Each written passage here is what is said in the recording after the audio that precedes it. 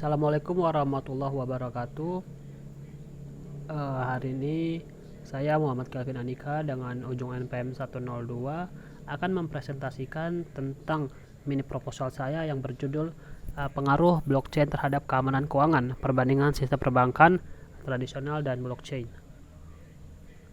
Pada pembahasan kali ini saya akan membahas beberapa poin, yaitu di bab pertama ada latar belakang, rumusan masalah, tujuan penelitian. Lalu untuk selanjutnya pada bab 2 yaitu kajian pustaka akan berisikan landasan teori, kerangka berpikir, dan hipotesis. Lalu untuk terakhir di bab 3 yaitu metodologi penelitian akan berisikan populasi dan sampel dan instrumen penelitian serta dengan metode analisis data. Lanjut untuk bab 1 pada latar belakang, keamanan merupakan kebutuhan yang mendasar dalam kehidupan manusia, apalagi di era digital sekarang keamanan menjadi semakin penting karena kita semakin bergantung pada teknologi informasi dan komunikasi, sehingga pada data pribadi maupun informasi keuangan akan sangat memerlukan yang namanya keamanan untuk terhindar dari sasaran empuk para penjahat dunia maya, serta dengan contohnya seperti keamanan cyber ataupun peretasan. Lalu untuk perumusan masalah, saya mengambil kasus pada tahun 2023 yang dimana terjadi 5 dugaan kebocoran data besar yang melibatkan lembaga pemerintahan dan institusi perbankan yang juga milik negara. Untuk itu saya mengambil rumusan masalah, yaitu yang pertama, bagaimana dampak dengan adanya blockchain dapat meningkatkan keamanan sistem instrumen keuangan. Lalu yang kedua, bagaimana tingkat kepercayaan masyarakat terhadap kinerja sistem keamanan yang terdesentralisasi. Lalu untuk tujuan penelitian saya mengambil tujuan yaitu untuk menguji perbedaan antara sistem perbankan dengan blockchain dalam meningkatkan keamanan instrumen keuangan. Lalu yang kedua, untuk menganalisis seberapa besar perbedaan sistem keamanan yang terdesentralisasi dan yang sentralis. Lalu untuk bab 2 kajian pustaka itu kita mengambil keamanan keuangan yang didefinisikan sebagai keadaan di mana individu memiliki akses ke sumber daya keuangan yang memadai untuk memenuhi kebutuhan hidup saat ini dan di masa depan, dengan tujuan terhindar dari risiko keuangan yang signifikan. Lalu untuk kajian teori saya mengambil dua teori. Yang pertama ada teori keagenan dan teori difusi inovasi. Baiklah, untuk teori keagenan ini berfokus pada hubungan antara agen, pihak yang bertindak atas nama pihak lain, dan pihak prinsipal ataupun pihak yang mempercayai tugas kepada agen.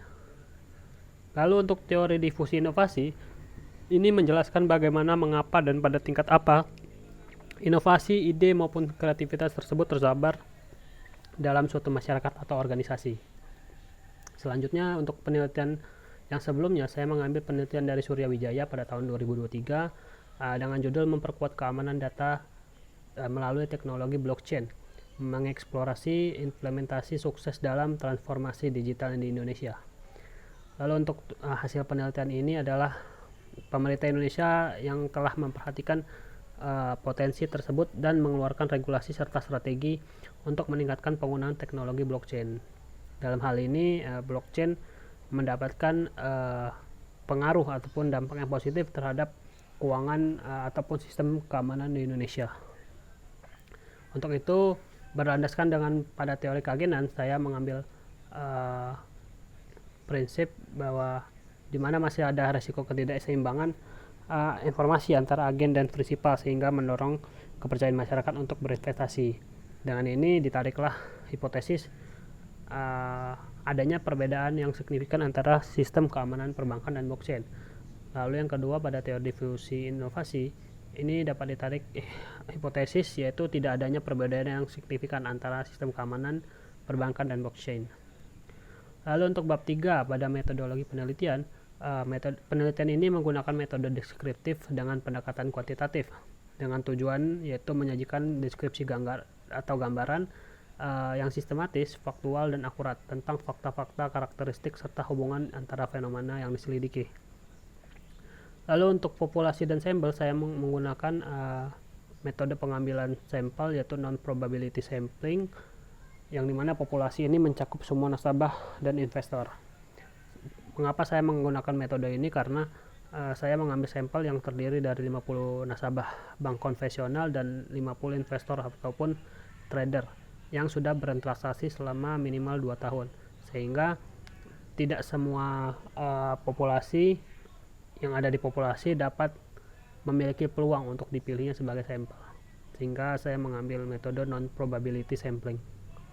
Lalu untuk instrumen penelitian ini ada 2 variabel. Yang pertama variabel X, yaitu sistem keamanan perbankan tradisional, dan variabel Y, yaitu sistem keamanan keuangan blockchain.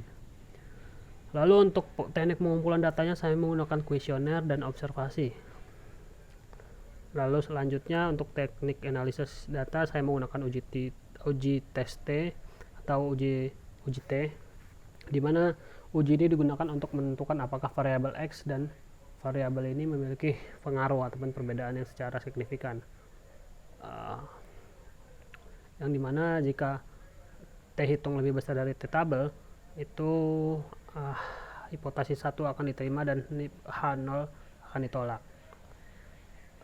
Untuk melakukan uji T ini kita perlu melakukan yaitu pemeriksaan asumsi normalitas dan independent test atau two sample test. Mungkin sekian hasil pemaparan dari mini proposal saya. Untuk pertanyaan ataupun saran saya persilakan untuk sangat di kolom komentar. Untuk perhatiannya saya ucapkan terima kasih. Wassalamualaikum warahmatullahi wabarakatuh.